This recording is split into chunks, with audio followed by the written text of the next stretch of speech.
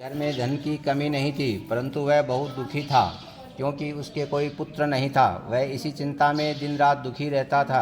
पुत्र की कामना के लिए वह प्रत्येक सोमवार को शिवजी का व्रत और पूजन किया करता था तथा सायंकाल मंदिर जाकर शिवजी के सामने दीपक जलाया करता था।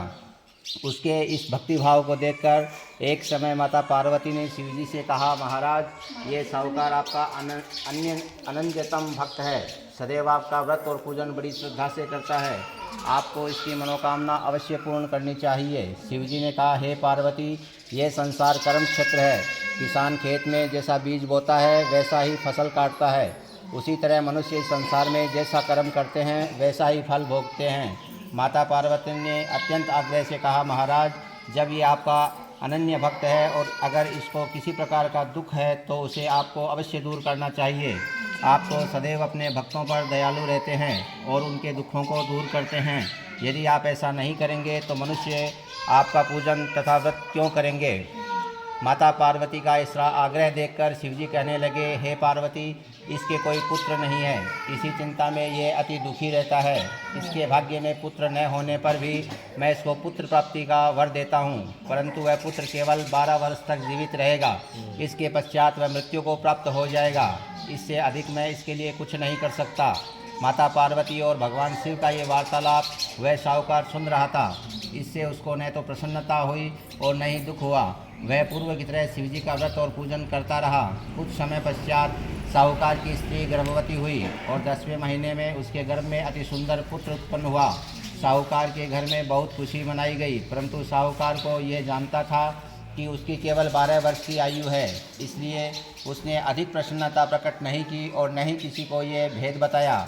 जब वह बालक 11 वर्ष का हो गया तो बालक की माता ने उसके पिता से उसका विवाह करने के लिए कहा। साहूकार ने कहा, अब मैं इसका विवाह नहीं करूंगा, मैं अपने पुत्र को काशी पढ़ने के लिए भेजूंगा। साहूकार ने बालक के मामा को बुलाकर उसको बहुत सा धन देकर कहा, तुम इस बालक को काशी पढ़ने के लिए ले जाओ और रास्ते में जिन जिन स्थानों से भी जाओ, यज्ञ करते, ब्राह्मणों को भोजन कराते तथा दक्षिणा देते हुए जाना। दोनों मामा भांजे यज्ञ करते, ब्राह्मणों को भोजन कराते तथा दक्षिणा देते काशी जी की ओर चल पड़े।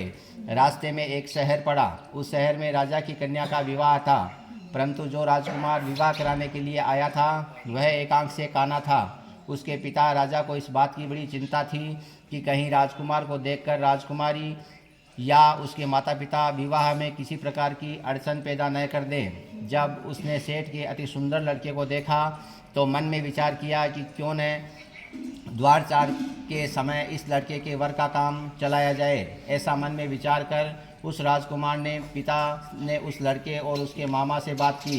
वे राजी हो गए। फिर वह साहूकार के लड़के को वर के कपड़े पहनाकर तथा घोड़ी पर बैठाकर कन्या के द्वार ले गए। तभी सभी कार्य प्रसन्नता से पूर्ण हो गए। राजकुमार के पिता ने सोचा कि यदि विवाह भी इसी लड़के से करा लिया जाए तो क्या बुराई है। ऐसा विचार कर लड़के और उसके मामा से कहा, यदि आप फेरों और कन्यादान के काम को भी पूरा करा दें तो आपकी बड़ी कृपा होगी। मैं इसके बदले आपको बहुत सारा धन दूंगा। दोनों ने इसे सहर्ष स्वीकार कर लिया। विवाह कार्य बहुत अच्छी तरह से संपन्न हो गया। सेठ का पुत्र जिस समय जाने लगा तो उसने राजकुमारी की चुनरी के पल्ले पर लिख दिया, तुम्हारा विवाह मेरे साथ हुआ है, परंतु जिस राजकुमार के साथ तुम विदा होगी वह एक आंख से काना है। मैं काशी में पढ़ने जा रहा हूँ। सेठ के लड़के को जाने के पश्चात राजकुमारी ने यह चुनरी पर ऐसा लिखा हुआ पाया तो उसने काने